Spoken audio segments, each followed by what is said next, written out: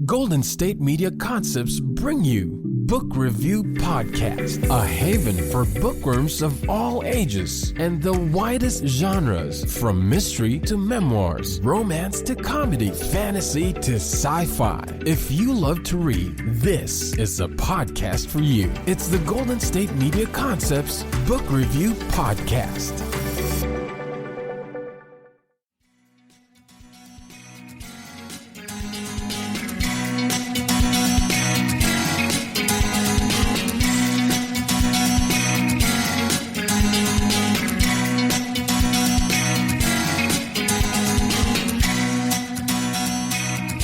Hello and welcome to the GSMC Book Review Podcast, brought to you by the GSMC Podcast Network. I am your host, Sarah, and I am, as always, very happy to be with you for another episode of the podcast. Hope your week is going well so far. Hope you had a good weekend.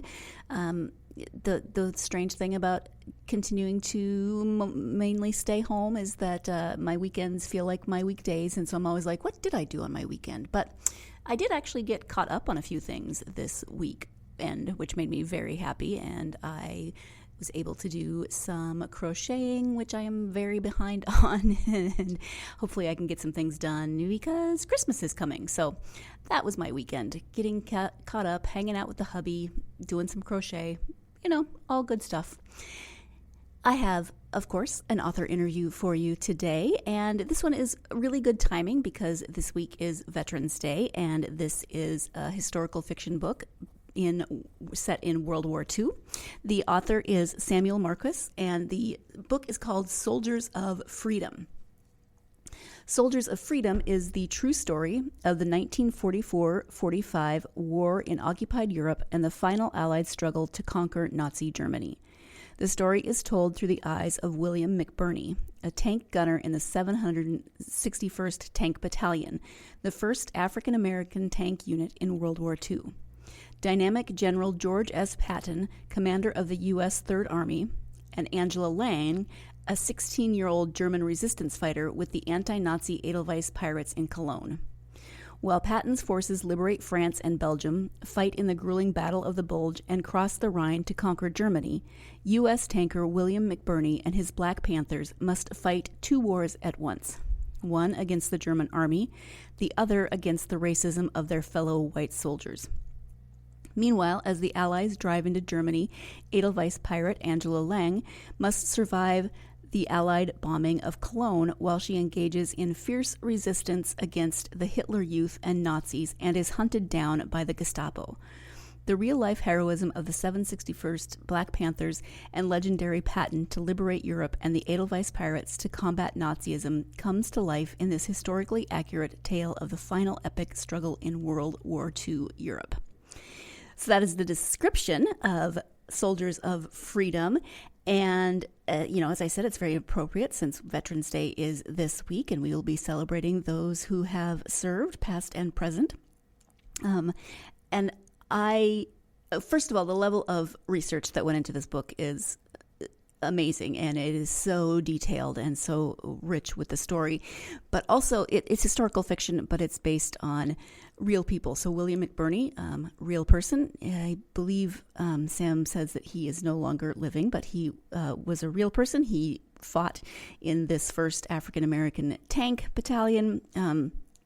Angela, the Edelweiss pirate character, is actually a composite of some characters, and Sam will explain more about that as we go through it. But everything is really based in historical fact, and so it's historical fiction simply because, there are some things that you have to fill in that you can't always know when it comes to historical fiction, but it is really well researched, and it is, it's fascinating because I did not know about either of these groups, and I feel fairly well-versed in World War II history.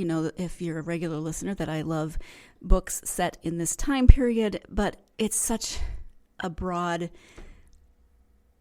time frame, and the scope of World War II is just huge because, it took place across the world, and there are so many different stories and different settings that you can talk about. So I was really interested to learn about Patton's Panthers and the Edelweiss Pirates. I didn't even have an inkling of, and I talked to my parents, and they said, nope, we've never heard of it either. Actually, everyone that I've spoken to, some of them have heard of Patton's Panthers, but no one so far that I've spoken with about this book has heard of the Edelweiss Pirates. So really cool to learn about something else that I didn't know about in terms of World War II history. So I can say thank you to Samuel Marquis for bringing these things to my attention so I could learn something new.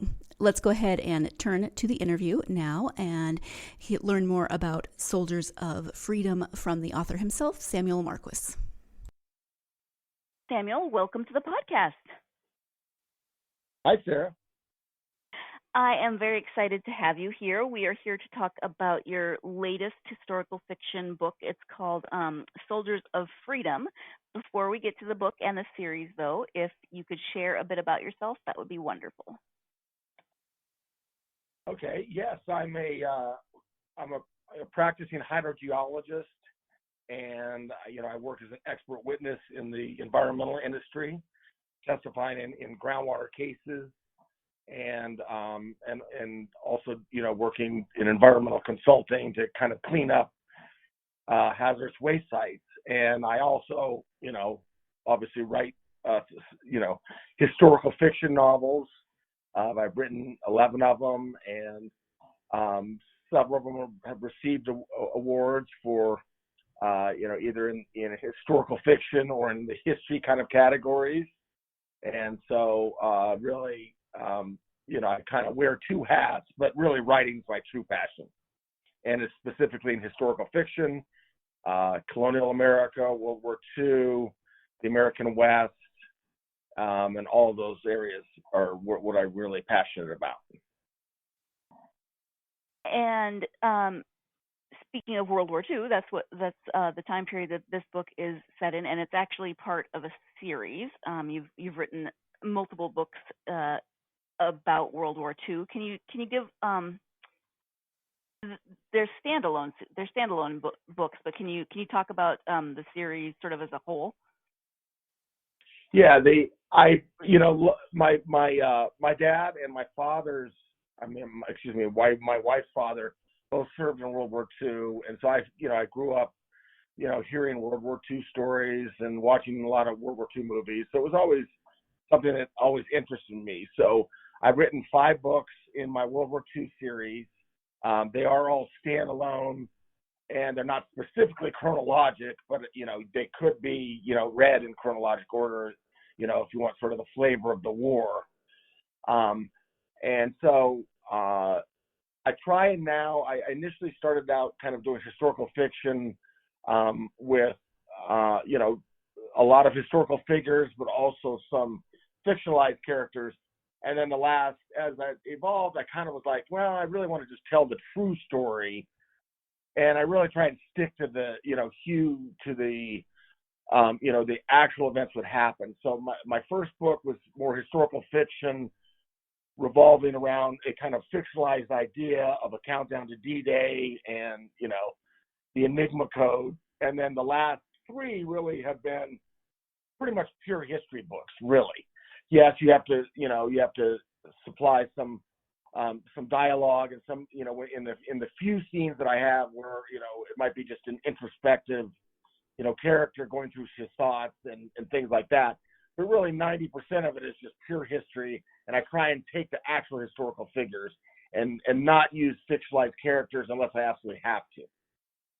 The current book is called Soldiers of Freedom, and it's a true story about 2 groups that people may or may not be very familiar with. So there's Patton's Panthers, as well as the Edelweiss Pirates, which is the best name ever.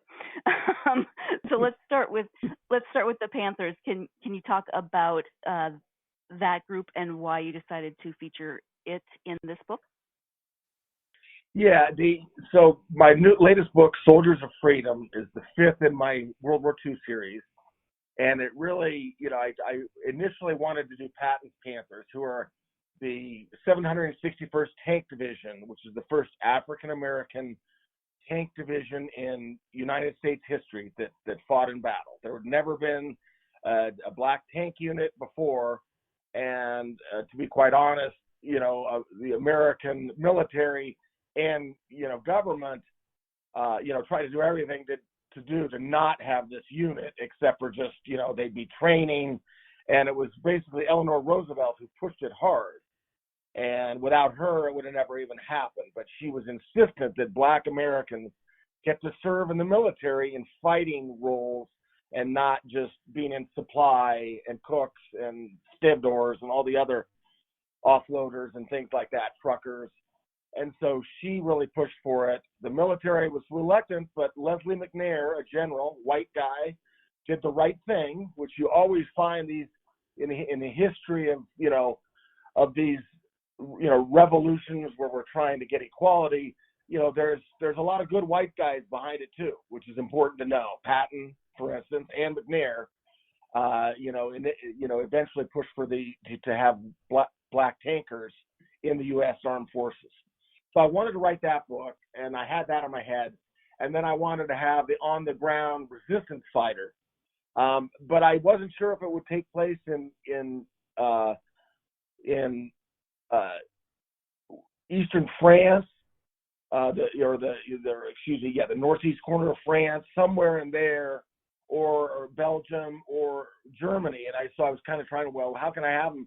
Because the problem is Patton's forces moved so fast, and the Panthers didn't come into the picture till November, so well after the Normandy invasion. So I was grappling with, I wanted to have some resistance fighter on the ground. So I was kind of going with the French resistance initially. And then they just the troops were just moving too fast, and there was just not enough resistance at that point, became kind of secondary for the French. So kind of after D-Day, there wasn't nearly as much activity by the French resistance because the Allied troops just moved across France so fast. And so then I stumbled upon the Edelweiss Pirates. It's just like, I don't know, I just came across them by Google searching, and I was like, God, these guys are cool. And they, German resistance? Who are these youth rebelling against Hitler? What an incredible concept that is. No one's ever heard of them. I'd never heard of them. And so then I just meshed that into the story, and so that I could build around. And I realized the parallels between black persecution during World War II of the troops, against their own white troops, not just against the German enemy. And then the Edelweiss Pirates, who were fighting their own oppression from, the Nazis, who were persecuting them for, just kind of they were basically kind of anti-war and also just rebellious against Nazism, So once I fit that in, I just blended it in as best I could to tell the story, kind of two independent stories that then coalesce. And I am one of the people that had not heard of the Edelweiss Pirates. I'm also fascinated by World War II history and have read a lot about the period. I was actually a history major in college, but had not heard of this group, so I was really intrigued. I mentioned it to my parents the other day, and they hadn't heard it, so I'm probably going to be passing on the book to them so they can read it as well. But let's talk about the two characters from these groups. So we'll start with William. He is the young black man in the book. He's a real person. So can you talk a little bit about William? Yeah. So William McBurney was, in his late teen when he signed up. He was actually, had just turned 18. He wanted to sign up before, but his dad wouldn't let him. Dad had fought in World War I. And so I took this character, William McBurney, who was in other books. Some of the books that, greatly affected my story were Kareem Abdul-Jabbar's book on the Black 761st Tank Battalion. And he had a fair amount on McBurney in there because his father, Kareem Abdul-Jabbar's original name was Lou Alcindor. And his father, Alcindor, was in the Army, and he was good friends with Leonard Smith, who was the best friend of William McBurney, very close friend during World War II, and they ended up, saving each other and getting each other through the war. Well, this guy, Schmitty's father was best friends with Alcindor, who was Kareem Abdul-Jabbar's father, who served in the war. So I had a fair amount on McBurney from that book, and then some of the other books I got, I had enough on him to make him the lead character and sort of the voice of the 761st Tank Division and a battalion, excuse me.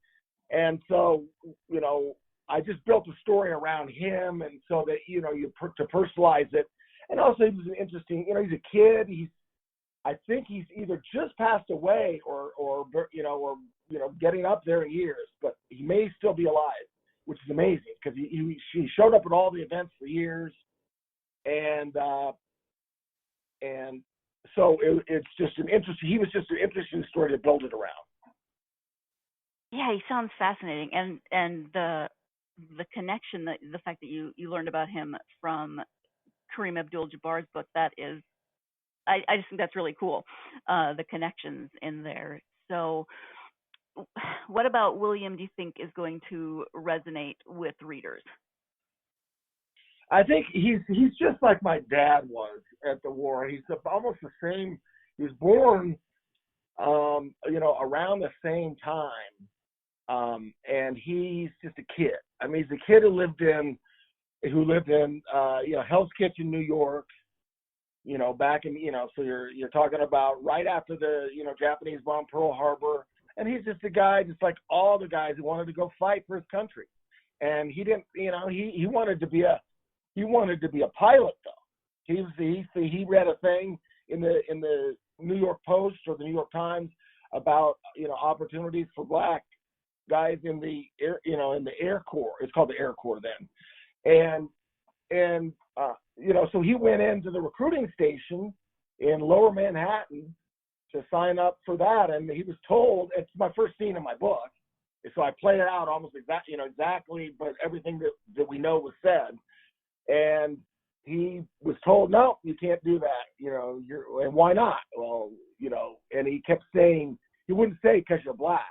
He's just like, well, we can't do that, son, and that's how it was.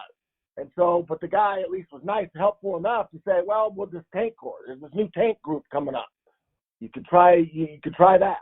So he signed up for that, and he got into the tank corps because he first of all, he was already pre-screened because he had to take the aptitude test. And all these black tankers were exceptionally smart guys that had to make it through to score high. You had to score a certain get a certain point percentage in that test to even get to be a tanker. Otherwise you'd be a foot soldier, an infantryman, and not have any choice, or be thrown in the Navy. And so he, like my dad was. And so he got into the tank group because he was smart, and he was, proved to be a very talented gunner. So he came in as a tank gunner operating a 75 millimeter, 76 millimeter cannon on the tank, on the Sherman tanks. I mean, they didn't train on Sherman tanks. They didn't have, kind of crummy tanks to begin with. But eventually he was fighting in Shermans when he was in northeastern France, Belgium, and in Germany. So he was a kid, a New York kid growing up, and just an average guy. He played some football, got to know Jackie Robinson in my book, who's the character. And so I think he's just, what's great about him is he's just a real, just average guy who became a hero and probably just wanted to do his job. He wanted to serve his country, and that's it. It was as simple as that. He just wanted to get that chance. Right. Yep. Have you spoken with his family, or what sorts of research did you do into his role in the book? I didn't reach out to, because it's right. I'm writing historical fiction, even though I'm trying to write as accurately as possible. So I didn't reach out to, I checked out their website, the 761st Tank Battalion website that was headed up by Joe Wilson, who wrote a great book on the 761st Tank Division, or Battalion, excuse me, I keep saying that. But it had ended in kind of the, around 2011, I think. So there weren't enough guys alive still, unfortunately, in the battalion, and so the website had kind of been discontinued. But Joe Wilson was nice enough to recommend me to a French World War II author recently, who emailed me because he wants to get his book published in the U.S., and I, sent him some information as much as I could to help him.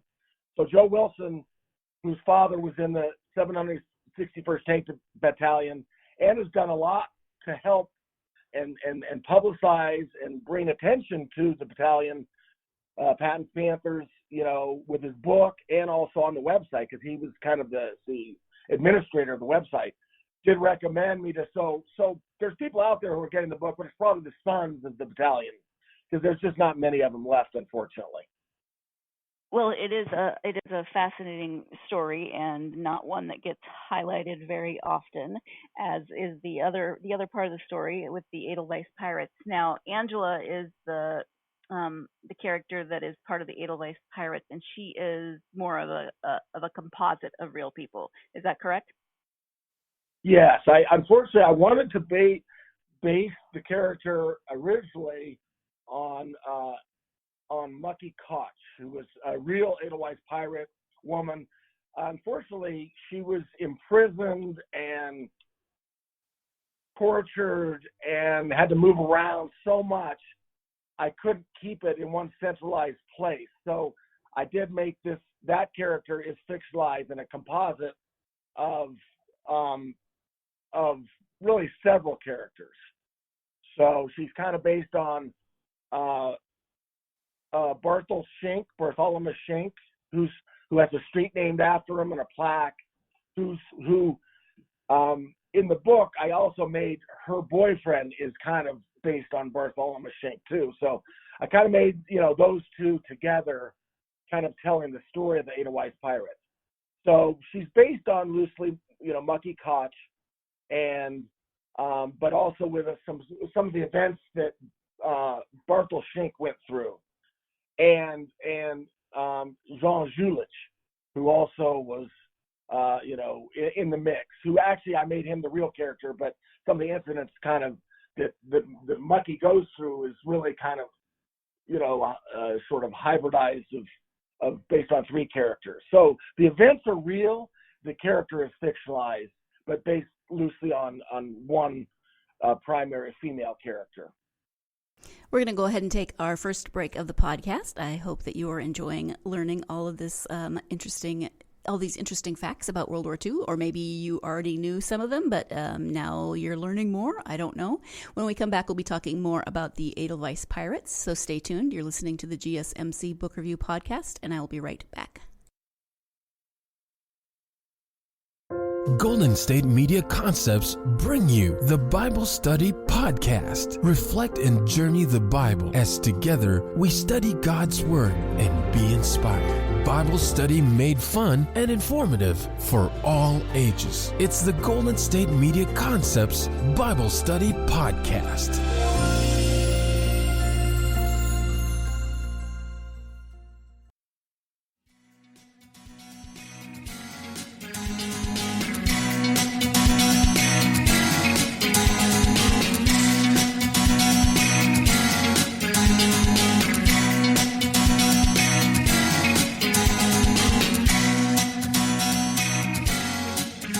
Welcome back to the GSMC Book Review Podcast and my interview with Samuel Marquis about his historical fiction book, the fifth in the series. It's called Soldiers of Freedom. And can you talk a little bit about the Edelweiss Pirates and Angela's role within them? Because you speak a little bit in the afterword of the book about how it's not a well-known group, and also what was known about them, that it was kind of underplayed or dismissed a little bit, but they have been in recently acknowledged as an actual resistance group. So can you talk a little bit about the Edelweiss Pirates?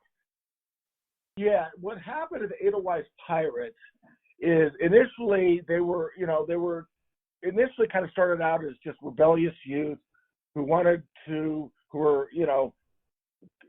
most of them were anti-Nazi, but some of them weren't even 100% anti-Nazi. They just wanted to not be put in with work groups at the front and not be sort of dictated to with this educational program that was so heavily Nazified, where everything was subverted to the state.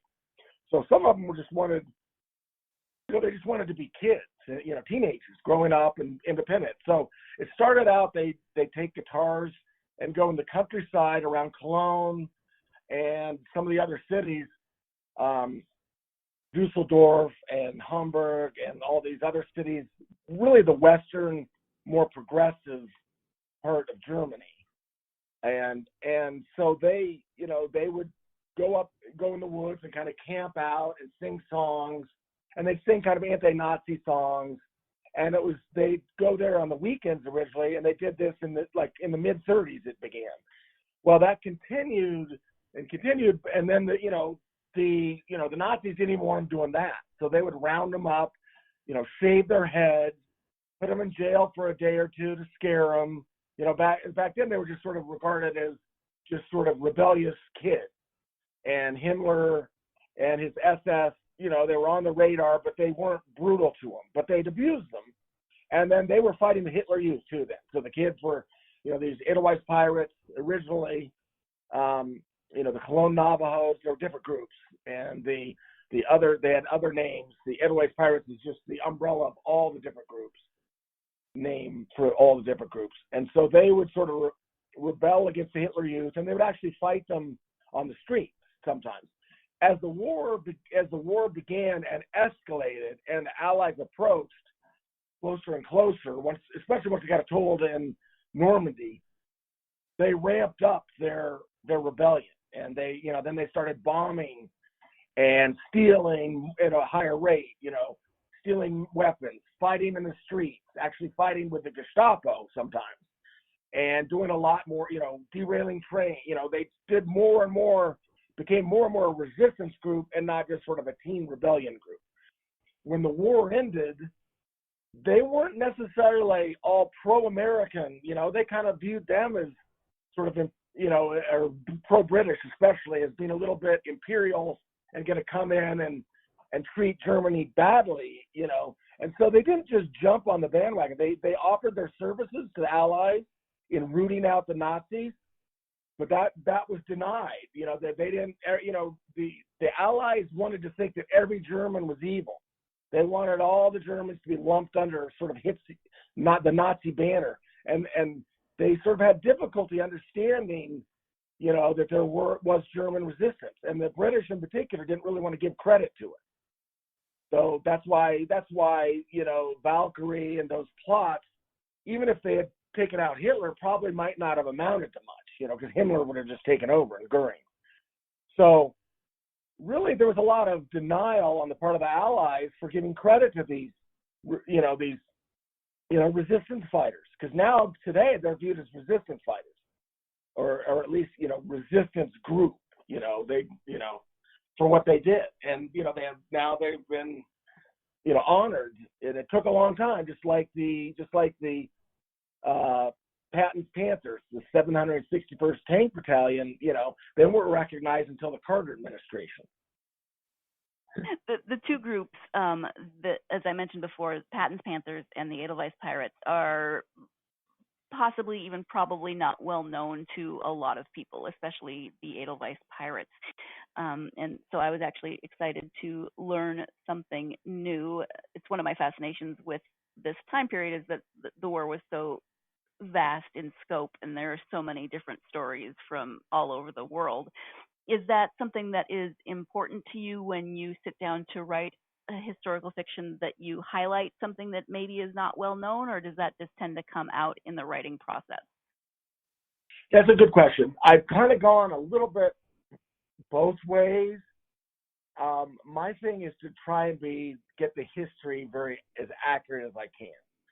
And so, and still make it as much of a page turner as I can. I still try and make it, I write it like a suspense novel, but I try and make it, all the history's accurate. The dialogue is always built around known dialogue of people, unless it's kind of the event of two lovers together alone, and then that's kind of the made up kind of stuff that, that lovers would normally have, or husband and wife or whatever, or, or two, two gay lovers or whatever it would be in the book.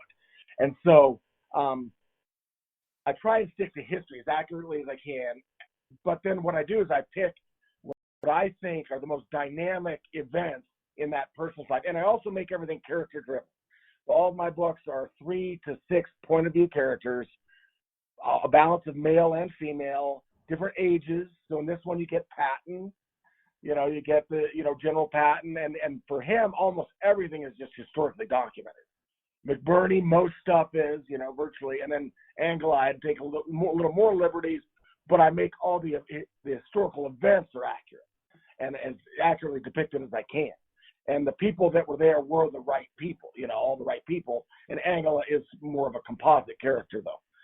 And so really the key is I try and pick things maybe that history's overlooked, but also people that have been overlooked in history.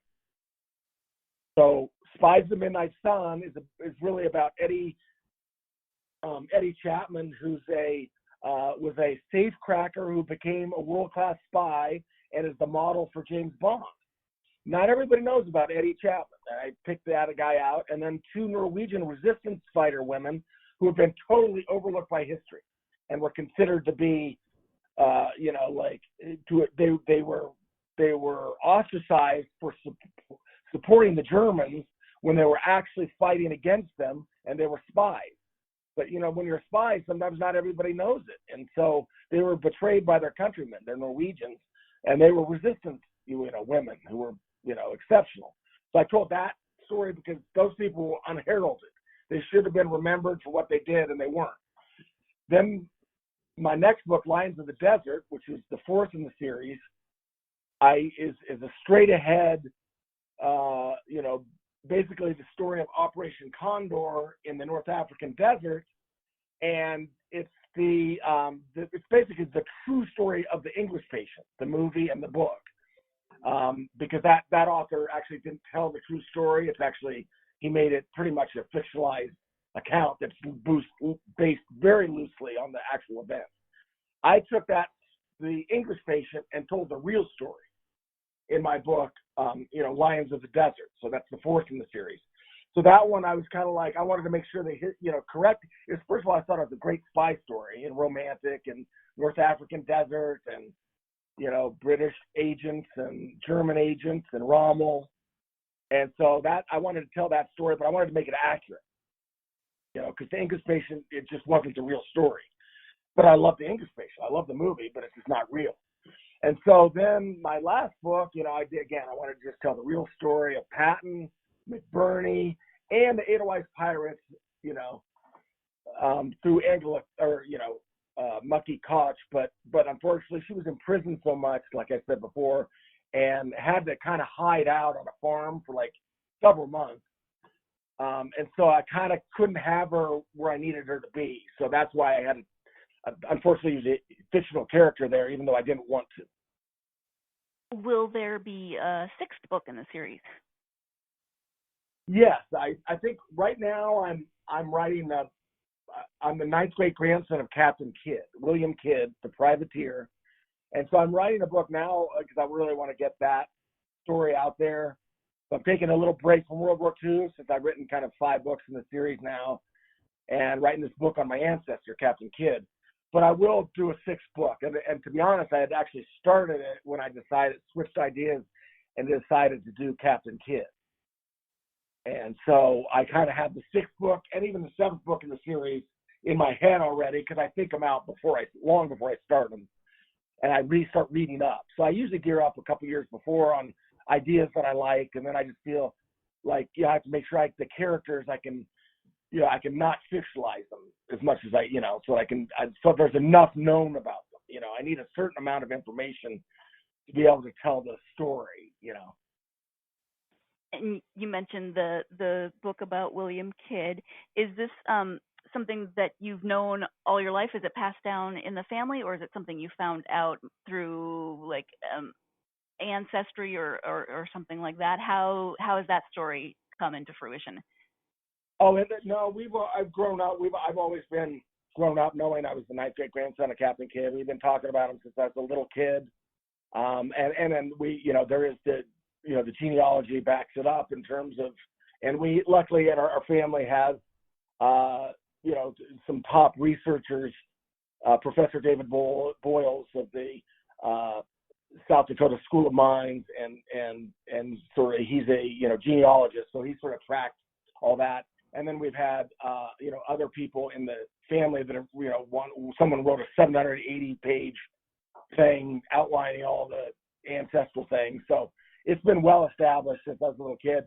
The thing is, I grew up on stories that were totally untrue though, because everything I learned, he was a pirate, he was the most vicious pirate of all time, and obviously it's a lot more complicated than that.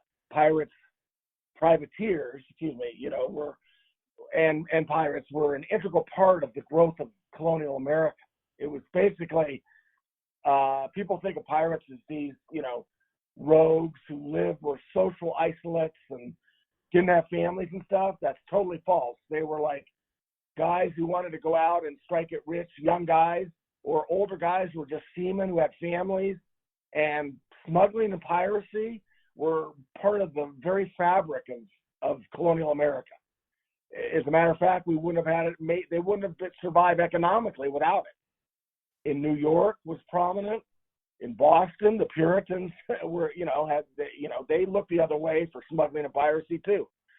Of course, they'd lock up pirates when they had to and were sort of forced, but they looked away on a lot of stuff. Charleston, you look at, Rhode Island was the biggest pirate stronghold in colonial America. So it was really part of the growth of America, which is interesting. See, that's why I like to learn and tell the real history, because the history learned in school is a lot of times largely wrong, or at least tells only half the story. Absolutely, yeah. So are you working on just a standalone novel? Will this be a series? How are you envisioning telling his story? Well, I have enough material that I would envision I might do a series of books on privateers and pirates in colonial America. So I haven't given a thought. I'm going to do this book now, this book that I'm doing now, and I'm going to do it as narrative nonfiction too, because it's just I want to just tell the story accurately. But I'm also writing the historical fiction version too, which is I'm kind of doing that first, and then I'm going to tell a narrative nonfiction. And I don't know which one I'm going to go with. I'm going to have to make a decision, but I wanted to, I wanted to get the accurate story, but I also wanted to I'd already started it in my style of historical fiction. So I'm going to get that done first and then do the narrative nonfiction version. But it will be the first pirate book, quote unquote pirate book, written that I know of by the direct descendant of the pirate, which is kind of interesting. Yeah. Because I haven't seen one yet. Interesting. So I'm looking forward to it, and I'm kind of consumed with it right now. Like, I'm getting all the primary references, and with COVID, I'm taking some work to get some things from Q in London. So, but I have almost 90% of it, and it's going well. It's just a great story. It sounds really interesting. Let's go ahead and take our second break of the podcast. As we go to that break, I will say that my mom has done a ton of work on our family's history and genealogy and ancestry and all of that good stuff. And there is no one famous in my family tree. Lots of interesting people, but no one famous. So I just thought I'd throw that out there. Do you have anyone famous in your family tree? I'd love to hear about it. You are listening to the GSMC Book Review Podcast, and I will be right back. Tired of searching the vast jungle of podcasts? Now listen close and hear this out. There's a podcast network that covers just about everything that you've been searching. The Golden State Media Concepts Podcast Network is here. Nothing less than a podcast bliss with endless hours of podcast coverage. From news, sports, music, fashion, cooking, entertainment, fantasy, football, and so much more. So stop lurking around and go straight out to the Golden State Media Concepts Podcast Network. Guaranteed to fill that podcast itch. Whatever it may be. Visit us at www.gsmcpodcast.com. Follow us on Facebook and Twitter, and download us on iTunes, SoundCloud, and Google Play.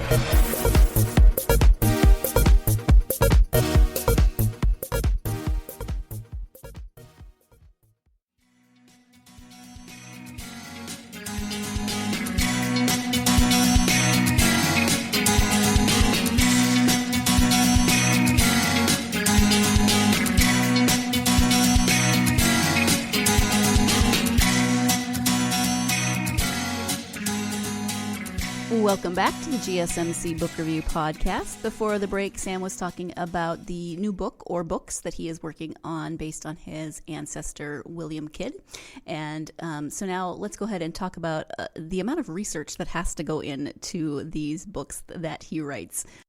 For this book and your other books, I imagine there's a lot of research that goes into that. How much research do you generally do before you start writing?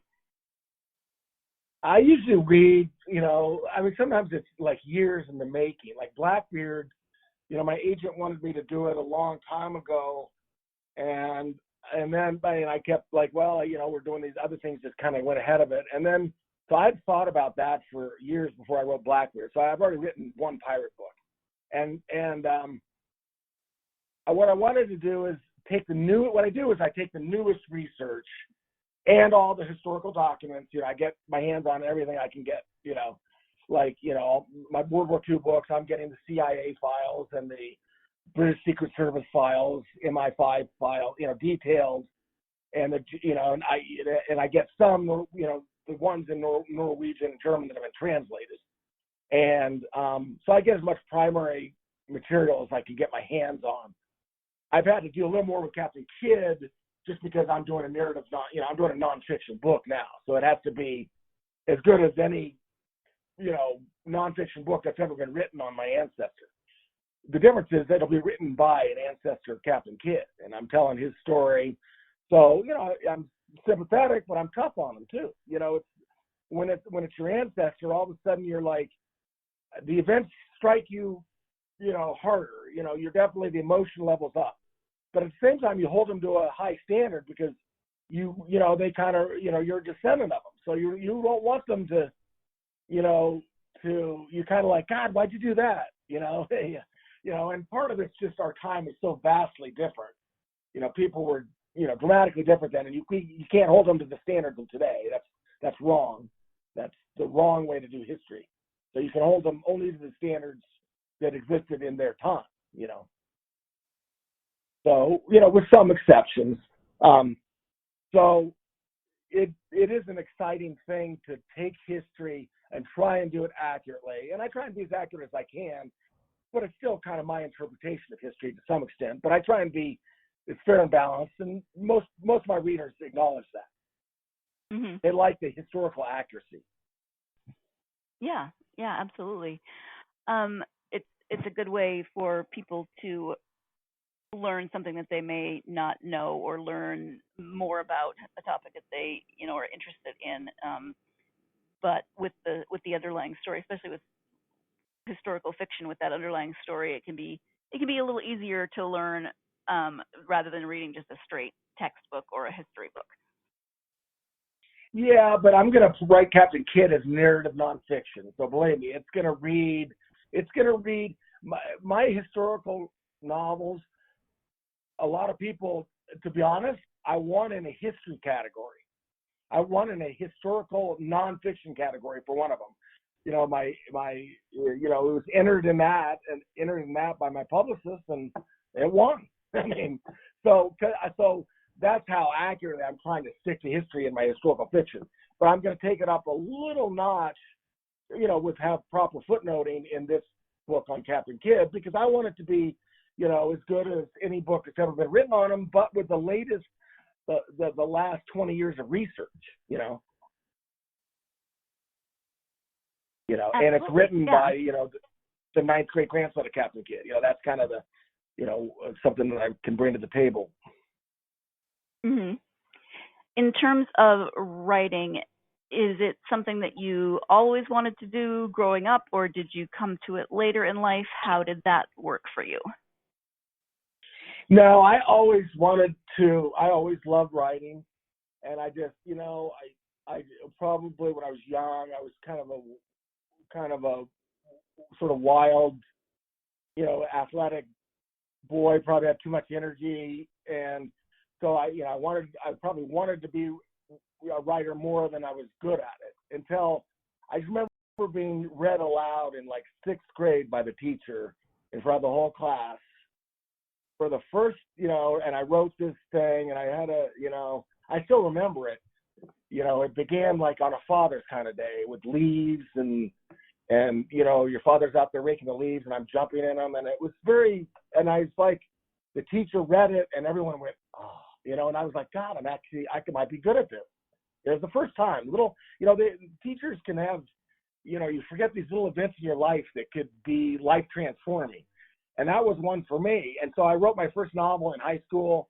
It was terrible. I wrote it out on this is, showing my age a little bit, but those big 11 by 17 yellow pads, back then, not everything was typed up, so, and it was terrible.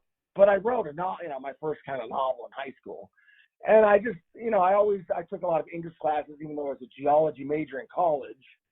So I always wanted to write. I was always kind of like, well, you got to make a living, son. And then, but I really wanted to be a writer. And then, finally I just started doing it, kind of had two careers, so it was always in there. It was from an early age, and, I always wanted, and I took a lot of English classes, but I wasn't actually a journalism or a, writing major or English major, in college. Mm-hmm. But I published a lot of papers too. I guess I should say that I published maybe 25 peer-reviewed papers in journals, and now I've published 11 books. That takes a fair amount of, drive to do that many books and that many peer-reviewed papers in scientific journals and publish a master's thesis. I published my master's thesis in the American Association of Petroleum Geologists back in the day back when really only PhDs were kind of publishing it. So obviously I wanted to be the writing, whether it was technical writing or, more fiction writing. I always liked writing and the process of creating. Yeah, thank you for that. Out of your own experience then, would you have advice for aspiring authors? Do I have a site for them, or I actually, can you run me by that again? Yeah. Do you have advice for aspiring authors, especially people who are looking to write historical fiction? Oh yeah, I mean, I think I've written. As a matter of fact, I forgot to say too, I've written a large number of articles since I've been writing in the last decade or so, and so I've published a lot of articles on historical fiction writing. So if you Google my name, some of them will come up. But the one thing I'd say, I think, and not everybody would agree with this, but I think it's really important to stick to the history and just take the most important events, most life-changing events or dramatic, and then highlight those. So I try and recreate every scene I can and make it pure history. Of course, there's some added dialogue. Of course, you're thinking their thoughts. Of course, you're thinking, there's some liberties in there. But I'm almost always true to the exact dialogue. And I take it from their journals. Like, Patton had kept a journal throughout the war. And so you have every day of his thoughts and what he thinks and stuff. So, I try and take as much of those. And Rommel kind of did the same thing. So some of the major people of history, I get a lot from their journals or even articles. McBurney, I got a fair amount after the war because he's been in the news and you can hear what he had to say. So I take what he might have said in, 2002, but it's relevant to something he talks about in the past. And I take his words there and put them in the book where I think they, would belong. I'm still taking his words, but I'm taking them, a little bit later after his life because I don't have as much. He didn't leave a journal, So I think what I would say for aspiring,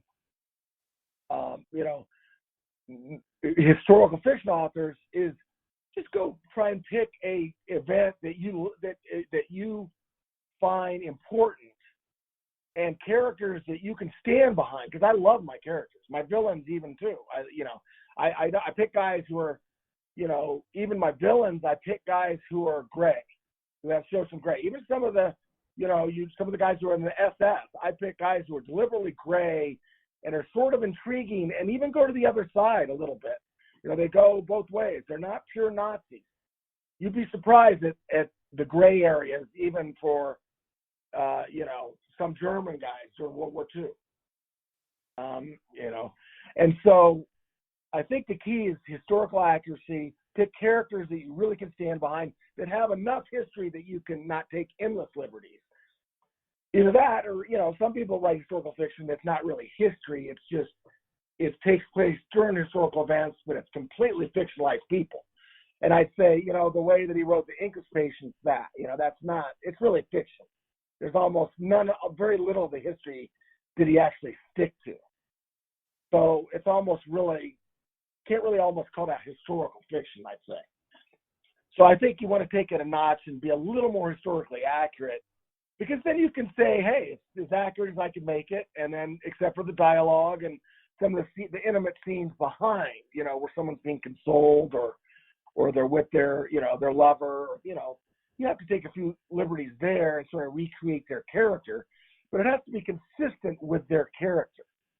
And I would say the last thing, the most important thing to avoid is don't take a historical character and force them to some modern day thing to make him or her look better. Don't take away their flaws of their era. If they were, whatever, if they were maybe slaveholders, back in colonial times, for instance, everyone did it then. I'm not talking about during the Civil War and leading up to Civil War. By then, once Britain and France had discontinued the practice, that was a different story.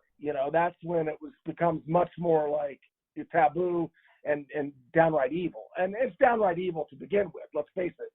But it's a lot different in 1650 than it is in 1830. Big difference.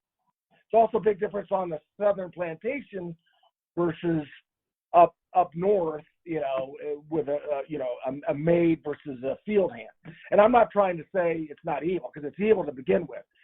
But there's shades of gray in certain historical things that people did. I understand, women were treated obviously not nearly as good. So back in the colonial times, so for instance, Captain Kidd and his wife were incredibly close. He actually did a lot of things to avoid to make sure that she was prominent, and she went out of her way to help rescue him in his time of trouble. So here's one of the greatest love stories ever written.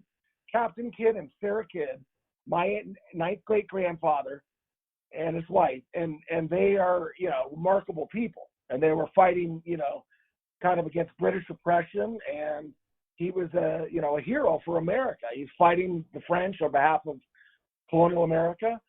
And he actually did, like his wife wanted him to stay at home more, and he did. Some of the things he did are very modern. But you have to be careful in, I think, historical fiction in trying to make it, to modernize your characters too much, because they were different then. And we have to accept some of the flawed things they did then as part of their fabric of their culture, and not make it fit our modern idea. At the same time, I always try and pick people that were kind of progressive in their era, because that's the people I'm drawn to naturally.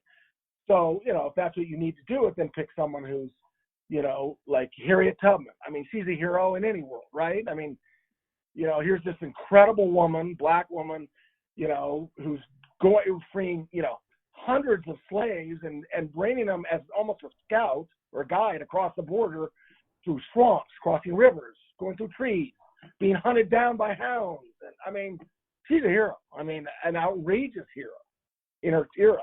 So, if those are the people you're drawn to, then, pick those kinds of people, to your books. But don't try and modernize them artificially.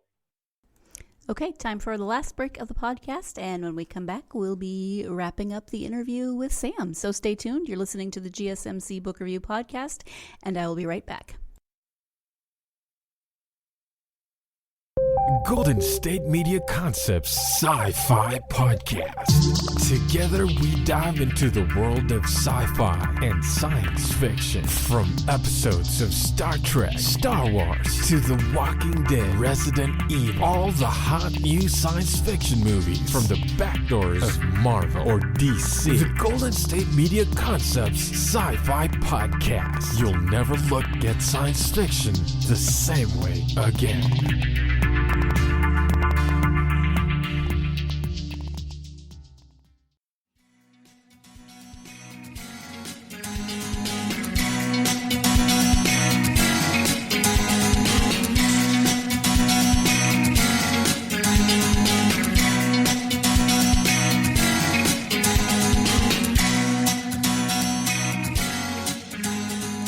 Welcome back to the GSMC Book Review Podcast and the conclusion of my interview with author Samuel Marquis. I would imagine that you do a lot of reading when, in terms of research, but when you take time to read just for yourself, what are your favorite authors or genres? Unfortunately, I don't have any reading time to myself at all because I have to read so much to write these books. I mean, I have literally read probably 100 books on Captain Kidd and maybe 500 articles in the last 6 months. So I have zero time for anything else. But what I like, the people that I like Ben McIntyre, who writes World War II and espionage stories. He's British. I love Ron Chernow, who's written on Grant and Washington and Alexander Hamilton. And I like sort of I read a lot of historical nonfiction is what I read. And so those are two of the guys. I'm trying to think of who else. Looking on my bookshelf here because I can't remember. Oh, I like Colin Woodard. I like Rick Atkinson, who's written great World War II thing. Actually, he was influential in me starting to write these World War II books. Rick Atkinson, he wrote that World War II trilogy, and now he's writing a Revolutionary War trilogy. And so I like him a lot. So those are some of the people. I'm trying to think of some others, and I can't think. I've read Stephen Ambrose. I like some of his World War II stuff. Trying to think of who else there is. Oh, Philbrick, Nathaniel Philbrick. Eric Larson. So I like Eric Larson. So those are all nonfiction books. So those are the ones that I do read. I guess I read a tiny bit outside of when I'm doing research. But lately, for the last few years, it's been pretty heavy on the research because I have to read so much to write a historical fiction novel. It's an astronomical amount that you have to kind of take in to really be accurate. Right, sure. Well, thank you for that. I know you have a website, so if you could tell people where to find your website as well as where they might be able to interact with you on social media. Yeah, so my website is just samuelmarquisbooks.com, basically. And if you Google me, you'll get a fair amount of stuff because I've written a fair amount of articles and had reviews and stuff. So my social media, it's just Samuel Marquis Books. So I think really if you just go to Samuel Marquis Books, it has all the links. SamuelMarquisBooks.com, it'll have kind of my backstory, descriptions of all my books, and it'll have buying links to, indie bookstores, Barnes & Noble, Amazon, and all the buying options and stuff. And also links to all my social media, too. So I'm on Twitter, Facebook, Instagram. I guess I'm on LinkedIn, but I think that's a little more my just geologist profile. So that's kind of where I am. And if you just Google me, if you just Google Samuel Marquis Books, you'll get more information than you need.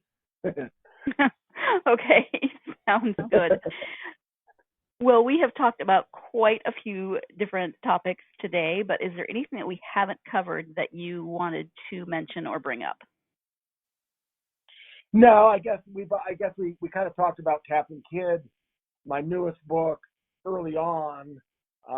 So we kind of covered that. So normally I would have kind of segued to my newest book, but I've already done that. But I guess what I want to leave people with is, especially people who maybe haven't read my books, what I strive for, and I think I've come out, and I've kind of said it in this interview, is I really do strive for historical accuracy, is, first and foremost, and at the same time try and make a very suspense-driven novel with characters that people will care about, but also tell an interesting story from a historical standpoint. But I do really try and stick to accuracy. So I think for some people who like to only read historical nonfiction, I think they may be surprised if they read my books that basically you'll find it very similar to the narrative nonfiction of an Eric Larson or a Nathaniel Philbrick, or some of these others who are writing, they're writing nonfiction, but they're writing narrative nonfiction, which comes very close to historical fiction, at least my historical fiction. So I would just, say that to people that, if you want historical accuracy and sort of, either little known events or people who are overlooked by history, that's kind of what my books try and bring out. All of them, whether it's Blackbeard, Captain Kidd, or, my World War II books in the desert that kind of feature Rommel, or my new book that features Patton. We haven't talked about Patton at all. But, the new book is not just McBurney and the Edelweiss Pirates, but George Patton, who I guess one thing I'd like to leave people with was instrumental in supporting the Black Panthers. The 761st Tank Division is called Patton Panthers for a reason, because he asked specifically for them, and he's the first, white combat, general to integrate to get black, tankers in the Third Army. And they were instrumental, and he came out and he spoke to them. He didn't go to speak to every troop, but he went out and spoke to these guys, and they all remember it. It was one of the most memorable events of their life. They all talked about Patton. They also said he's, it's Patton. He's incredible, and he was, and he's also the first to integrate rifle companies. So he was the first to have Black Americans integrated with whites in rifle companies, and he didn't wait for approval. He just did it. So, Patton said some dumb things that, and did some dumb things late in the war, particularly. Some people think that maybe when he was, he was a polo player and he fell off his horse and had some head trauma. So some people think he might have had,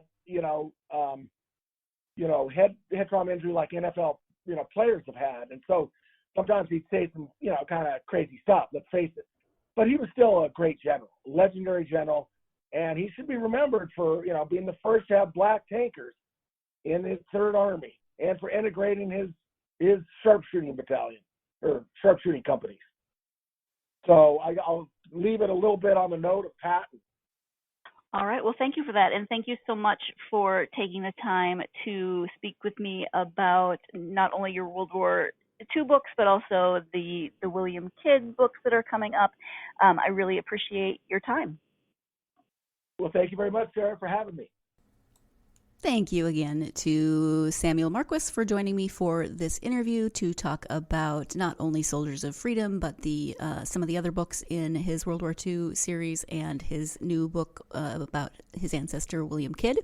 If you are a fan of historical fiction, if you are a fan of World War II, that time period, you should definitely check this book out. And like I said, it's really good timing that this episode is airing the week of Veterans Day. Speaking of Veterans Day, thank you to everyone who has served in my family, and my grandpa Harry, my uncle Dave, my dad, and my oldest niece have all been in the Navy. My niece is just finishing up her 4 years in the next week or so, I believe, maybe a couple of weeks. I can't remember the exact date. I'll have to double check on that. But so she has just finished up her time, and her husband actually finished about a month or 6 weeks ago, although he ruined the streak because she married a Marine. but that's okay, we love him anyway. He just ruined my Navy streak. Anyway, thank you to those members of my family, and thank you to everyone who has served. It is so very appreciated.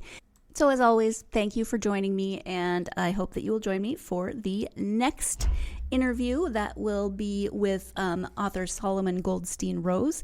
He has written a book called The 100% Solution, a plan for solving climate change. So this one is nonfiction, and he talks a lot about what needs to happen in order to ensure that we still have a planet for coming generations. And so it's a bit of a tough read simply because of the overwhelming feel of this problem, but he works very hard throughout the book to create or present solutions that can work. The 100% solution, he says, as opposed to the 10% solution that, kind of just addresses the immediate needs but not the long-term effects. So hopefully you'll join me for that interview on the next episode. And in the meantime, I hope you are having a wonderful week. If you are a fan of this podcast, please do, as I always ask, write us a nice review. 5 stars are great. Written is great. Everything, is just help us. It helps us to get word about the podcast out there into the world. Thank you for that. And thank you for those of you who follow us on social media. If you do not follow us, I would love to have you follow us. We are Facebook, Twitter, Instagram, GSMC Book Review, pretty easy to find. So thank you so much for following. But if you don't follow us, please do and interact with me. I love to hear your stories. I love to hear what you're reading, just whatever you want to chat about. So thank you so much again for listening, and tune in next time. In the meantime, I hope you're having a wonderful week. Make sure you say thank you to the veterans in your life, and I hope that this week involves plenty of time to get yourself lost in a good book. Thank you. You've been listening to the Golden State Media Concepts Book Review Podcast, part of the Golden State Media Concepts Podcast Network. You can find this show and others like it at www.gsmcpodcast.com. Download our podcast on iTunes, Stitcher, SoundCloud, and Google Play. Just type in GSMC to find all the shows from the Golden State Media Concepts Podcast Network, from movies to music, from sports to entertainment, and even weird news. You can also follow us on Twitter and on Facebook. Thank you, and we hope you have enjoyed today's program.